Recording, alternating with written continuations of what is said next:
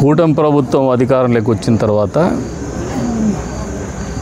Super 6 హామీలో భాగంగా అన్నదాత సుఖీభవ కార్యక్రమం అనేది మొదటి విడత గత ఆగస్టు నెలలో 7,000 రూపాయలు, 5,000 రూపాయలు రాష్ట్ర ప్రభుత్వం వాటా, 2,000 రూపాయలు PM కిసాన్ యోజన కింద కేంద్ర ప్రభుత్వం వాటాగా 7,000 రూపాయలు మొదటి విడతలో అందజేయడం జరిగింది రైతాంగానికి. దాదాపు 3,000 కోట్ల చిల్లర రూపాయలు రాష్ట్ర ప్రభుత్వం ద్వారా అందజేయడం జరిగింది ఈ రాష్ట్రంలో. మళ్ళీ రెండో విడత కూడా ఈ రోజున ఇచ్చినటువంటి హామీ కట్టుబడి మళ్ళీ రైతన్నకు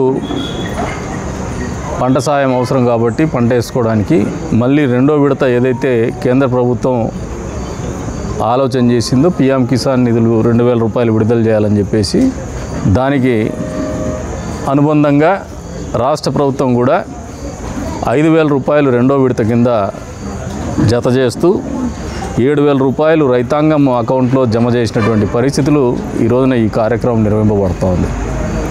దాదాపు ఈ నియోజకవర్గంలో 30 కోట్ల 20 లక్షల రూపాయలు రైతాంగానికి అందజేసినారు కదిరి నియోజకవర్గం. ఈ రోజున 17 నెలల కాలంలో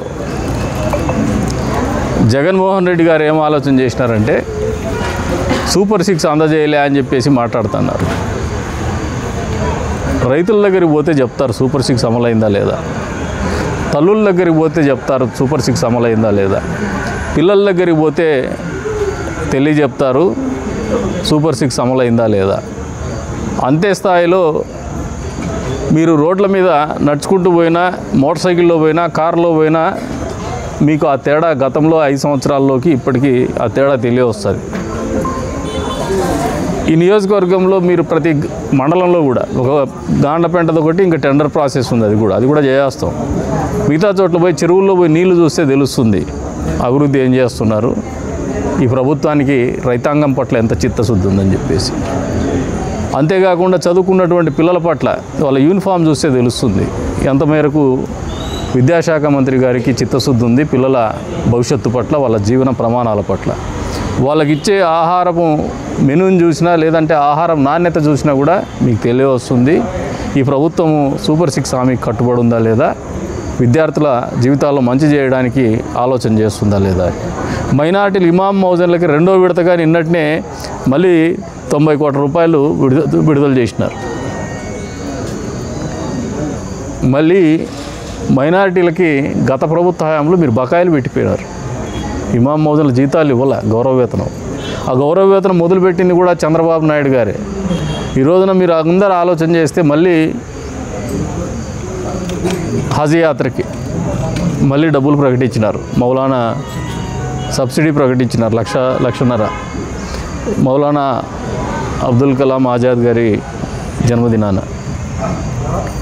అంతేకాకుండా ఈ రోజున బీసీల కోసం హాస్టల్లో RO ప్లాంట్లు ఏర్పాటు చేస్తున్నారు, వెల్ఫేర్ హాస్టల్, సోషల్ వెల్ఫేర్ హాస్టల్లో.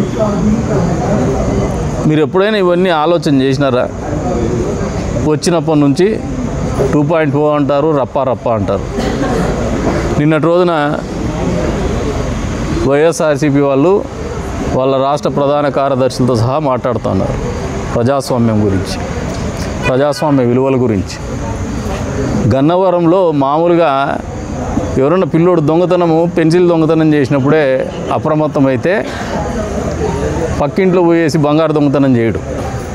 మీరు గన్నవరం మీద తెలుగుదేశం పార్టీ ఆఫీస్లో దాడి చేసినప్పుడే మీరు అడ్డుకొని రాష్ట్ర తెలుగుదేశం పార్టీ కేంద్ర కార్యాలయం మీద మంగళగిరిలో దాడి చేసినప్పుడు అడ్డుకొని ఉన్నా కూడా ఇటువంటి సంఘటనలు ఊతమిచ్చేటివి కాదు. మీరు దొంగ అని అరుస్తున్నటువంటి పరిస్థితులు. అది సమర్థిస్తూ మిమ్మల్ని మాట్లాడడం లేదు, కానీ మీరు రెచ్చగొట్టేటువంటి మాటలు కోటలు దాడుతున్నాయి. ఈ నియోజకవర్గంలో కూడా నాయకులు చెప్తాను 18 నెలలు అవుతుంది మేము దుబారాగా మాట్లాడలా. మేము ఎవరి మీదైనా శిక్షించాలనుకుంటే సమాజానికి ఇబ్బంది పెడుతున్నటువంటి వాళ్ళకి, ఊరికి బరువు అయినటువంటి వాళ్ళ మీదనే ఇక్కడ కేసులు ఉన్నాయి. తప్పుడు పనులు చేసినటువంటి వాళ్ళ మీదే కేసులు ఉన్నాయి. ఏ రాజకీయ పార్టీనో రాజకీయ నాయకులనో ఇబ్బంది పెట్టాలా, కక్ష పెట్టుకొని చేయాలనే ఆలోచనతో మేము లేం. మీరు తప్పు చేస్తే ఖచ్చితంగా శిక్షిస్తాం, దండిస్తాం. అది ఏ పార్టీ వాళ్ళైనా కూడా. తప్పుడు పనులు చేస్తే మాత్రం మిమ్మల్ని బొక్కలో దోయిస్తాం, అదేం దానికి వెనక్కు పోం. దాన్ని మీరు చేసే గోబెల్స్ క్యాంపెయిన్కి కూడా భయపడం. అనాథరైజ్డ్ లేఅవుట్స్ చేయొద్దంటే మొదట్లో ఏదేదో అవాకులు చవాకులు వెళ్ళినారు. ఈరోజు ప్రజలు మాట్లాడుతాను మంచిది జరిగిందని. మళ్ళీ ఈ మధ్యకాలంలో కదిర్ రూరల్ మండలంలో కొంతమంది అనాథరైజ్డ్ లేఅవుట్స్ పోతూ ఉన్నారు. ప్రజలకు విజ్ఞప్తి చేస్తున్నాం, ఇటువంటి లేఅవుట్లో మీరు భూములు కొనొద్దండి. మీకు 3 సూత్రాలు చెప్తున్నా. అప్రూవ్డ్ లేఅవుట్స్ నుంచి మీకు వచ్చేటువంటి భరోసా ఏంటంటే లిటిగేషన్ ఉండదు. రెండోది మౌలిక సదుపాయాలు, రోడ్లు కానీ, డ్రైనేజ్ కానీ, విద్యుత్ సౌకర్యం కానీ వాళ్ళే కల్పించుంటారు. మూడోది మున్సిపాలిటీ నుంచి మీకు ఏ సౌకర్యం లోపించినా కూడా నిలదీసేటువంటి హక్కు ఉంటుంది. నాలుగోది మీకు బ్యాంక్ లోన్లు అవైల్ అవుతాయి. మీరు ఏదైనా బంగారు దాచుకున్నట్టు ఈ భూమిని అమ్ముకోవాలంటే ఆ రోజున ఎక్కడైనా బ్యాంకులో అయినా డబ్బు తీసుకోవచ్చు, లేదు ఎవరికైనా అమ్ముకోవడానికైనా ఇబ్బంది లేకుండా లిటిగేషన్ ఫ్రీ టైటిల్ ఉంటుంది మీకు.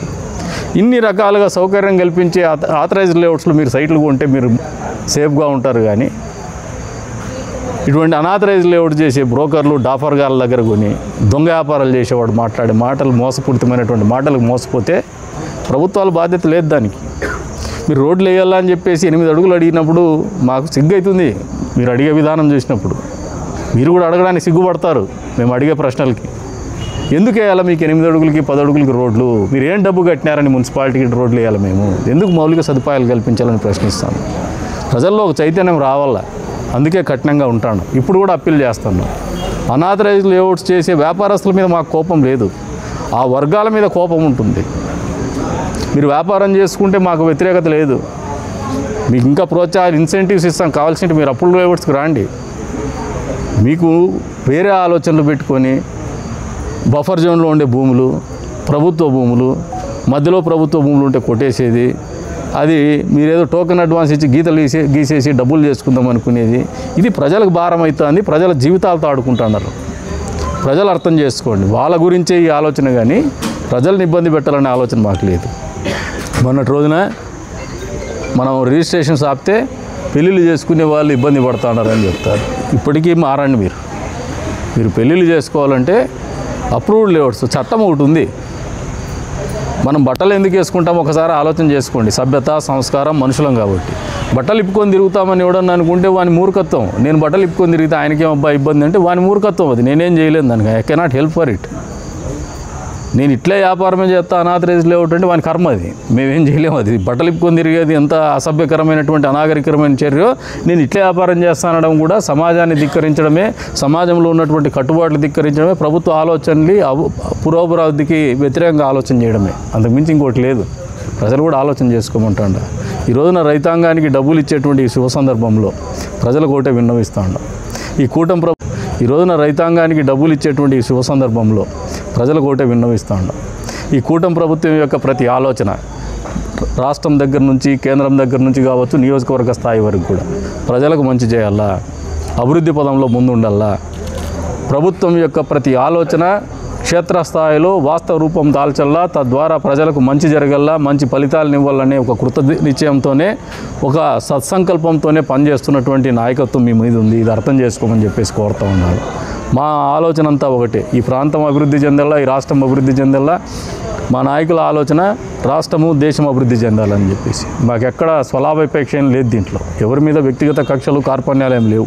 కొంతమంది హద్దు దాటి మాట్లాడిన దానికి జరిగిండే ఫలితాలు ఉంటారు. గతంలో జగన్మోహన్ రెడ్డి గారిని ఒకటి అడుగుతాను. చంద్రబాబు నాయుడు గారి దీని మీద చేస్తే ఫ్యాన్స్ ఉంటారు, వాళ్ళకి బీపీ వస్తుందంటారు. ఏం బాలయ్య బాబు ఫ్యాన్స్ లేరా? నీకేనా ఫ్యాన్స్? నువ్వు నవ్వుతాండవో ఏడుస్తాండవో తెలియనటువంటి ఫేషియల్ ఎక్స్ప్రెషన్ ఇచ్చి నీకే ఫ్యాన్స్ ఉంటే ఆంధ్రలో అందగాడు ఆయనకు ఫ్యాన్స్ ఉండరా? వాళ్ళకి బీపీలు రావా? రెండోది, చంద్రబాబు నాయుడు గారు ఒక పర్యటన పోతే ఎవరో రాయి ఇసిరితే సాక్షాత్ మీ డీజీపీ గౌతమ్ సవాంగ్ గారితో మీరు స్టేట్మెంట్ ఇప్పించింది ఏంది? ఆ రోజున వాళ్ళకి ఫ్యాన్స్ ఉంటారని చెప్పేసి, వాళ్ళ కోపం వచ్చిందని చెప్పేసి. ఈరోజు మీరు ఎవడో గీడో అని మాట్లాడితే రాదా? ఈ నియోజకవర్గంలో కూడా కొంతమంది దుబారాగా మాట్లాడుతున్నారు. వాళ్ళకు కూడా చెప్తాను, మేమేం తిరిగి సమాధానాలు ఇవ్వం. ఎందుకంటే ఒక స్థాయిలో ఉన్నాం, అధికారంలో ఉన్నాం, ఒక హుందాతనంతో రాజకీయాలు చేస్తున్నాం. కానీ మీరు దాన్ని వేరే రకంగా తీసుకుంటే మాత్రం దానికి పే చేయాల్సి ఉంటుంది. It is a message. I wanted to convey the message loud and clear. Police వారికి కూడా చెప్పినాం మొన్న, మా సహనానికి కూడా ఒక హద్దు ఉంటుంది. రాజకీయాలు మీరు గౌరవంగా మాట్లాడితే, నిర్మాణాత్మకంగా విమర్శిస్తే తీసుకోవడానికి, తప్పులు జరిగితే కరెక్ట్ చేసుకోవడానికి సిద్ధంగా ఉంటాం. అట్లా కాకుండా లైన్ దాటి దుబారా మాటలు, మీరు ప్రెస్ వాళ్ళు కూడా దుబారా మాటలు మీరు రాసినా ఓర్చుకునే పరిస్థితి ఏమి ఉండదు.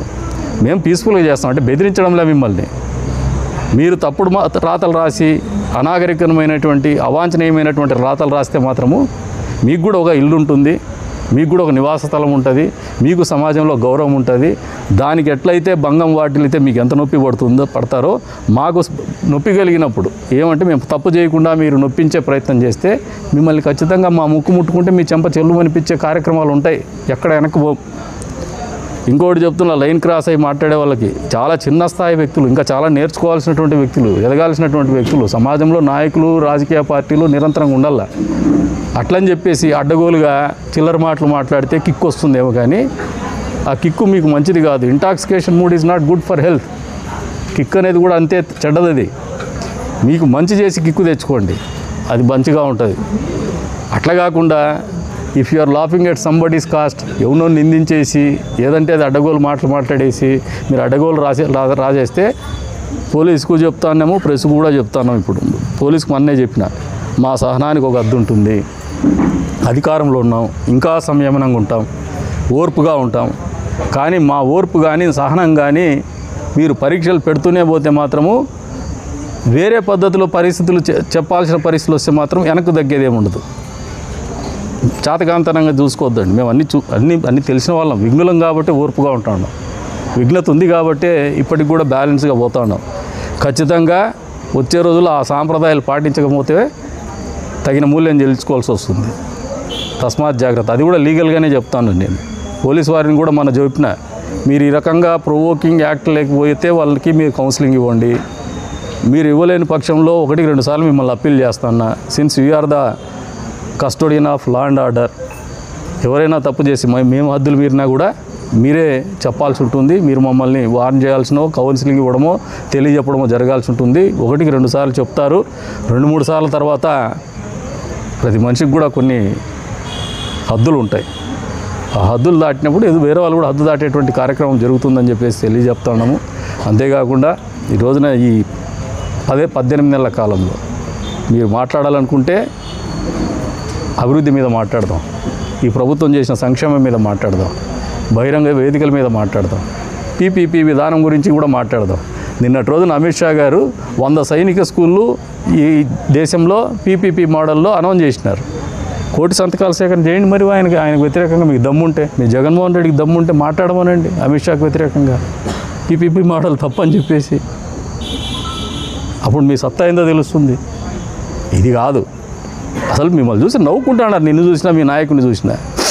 ఒక నాయకుడు షెడ్యూల్ వదులుతాడు, రేపటి రోజునంటే ఒక 1 అవర్ కోర్టుకు కేటాయించినాడంటే. That is his attitude. మన వాళ్ళ నాయకుడు మాట్లాడతాడు, ఒక ఆయన పక్క నియోజకవర్గం అయినా కోర్టులో డబ్బులు కొట్టు, కేసులు కొట్టు అని. అంటే మీరు రమ్మిండే సిద్ధాంతం ఇదేనా? అందుకేనా 1 అవర్ పెట్టుకోండి మీరు షెడ్యూల్. మీ బతికే ఇదే, మీ నాయకుడి దగ్గర నుంచి మీ వరకు కూడా. ఎవరో అయిపోయింది, ఏదో మాకు 2.0 వచ్చేసింది, ప్రజలంతా మాతో ఉండారు. మొన్నటి రోజున ఏదో ఒక ర్యాలీ జరిగితే ఒక 6-7 మంది మాకు వచ్చేసినారు, అయిపోయింది ప్రజల్లో. మన రాజకీయ పార్టీకి ఒక దరిద్రం ఉంది. మనం డెమాన్స్ట్రేట్ చేయాలనుకునేప్పుడు క్యాడర్ని మనం రోడ్డు మీద తెచ్చుకుంటాం, డబ్బులు ఇచ్చి కూడా కొంతమంది తెచ్చుకుంటారు. ఆ జనాలే మీకు పెద్ద విప్లవం అని అనుకుంటే అది మూర్ఖత్వం. మీరు భ్రమల్లో పెట్టడానికి, లేదంటే ప్రజల్ని మభ్యపెట్టడానికి ఉపయోగపడుతుందేమో, కానీ వాస్తవాల్లో మీ వెంట ప్రజలు లేరు. ప్రజలు ప్రశాంతంగా ఉన్నారు. ప్రజలు ఈ ప్రభుత్వం పట్ల సంతృప్తితో ఉన్నారు. చంద్రబాబు నాయుడు గారి నాయకత్వంలో ఏర్పడినటువంటి ఈ కూటమి ప్రభుత్వం ఈ రాష్ట్రంలో, భారతదేశంలో నరేంద్ర మోడీ గారి ఆధ్వర్యంలో నిర్వహింపబడుతున్నటువంటి ఎన్డీఏ కూటమి ప్రభుత్వం చేస్తున్నటువంటి ప్రజారంజక కార్యక్రమాలకు ప్రజలు పూర్తి స్థాయిలో మద్దతు తెలుపుతున్నారు. బీహార్ ఎలక్షన్స్ దీనికి ఒక ఉదాహరణ. భవిష్యత్తులో ఏ ఎన్నికలు వచ్చినా మళ్ళీ చెప్తాను, బీహార్ ఎలక్షన్ ఫలితాలే తిరగరాయబడతాయి, ఈ రాష్ట్రంలో రాయబడుతూ పోతున్నాయని కూడా తెలియజేస్తాను. దానికి భిన్నంగా ఏముండవు. ఇప్పటికైనా మీరు మారి రప్పా చూపిస్తా, 2.0 చూపిస్తాను. మిమ్మల్ని మేము చేసే కార్యక్రమాలు, మీ మీద చేసే దాడులు చూసి మీరు భయపడిపోవాలా అని చెప్పి బెదిరించి ఎదిరిచిపెట్టి, మామూలుగా ఓటర్లకి కాళ్ళ కడియాలు పెడతాం, నడుము గొడ్డారం పెడతాం, ముక్కు పిల్ల పెడతాం, నెత్తిన పాపిడి పిల్ల పెడతామంటేనే ఓట్లు వేయరా ఆ పని వాళ్ళోడా. చంపుతాము నరుకుతామంటే ఓట్లు వేస్తారా? బుద్ధి లేని నా కొడుకులారు మారండి ఆ కొద్దిగా ఇప్పటికన్నా మారి ప్రజలకు మంచి చేస్తాము, గతంలో చేసిన తప్పిదాలు చేయము, లెంపలు వేసుకుంటున్నాము, మాకు 11 సీట్లు ఇచ్చినారు, బుద్ధి వచ్చిందని ఇప్పటికైనా బుద్ధి తెచ్చుకొని వచ్చే రోజుల్లో మీ ఆలోచన కానీ మీ మాటలు కానీ మీ చేతలు కానీ ప్రజాస్వామ్యబద్ధంగా ఉండే విధంగా చూసుకోమని చెప్పేసి వాళ్ళకి హితవు పలుకుతాను.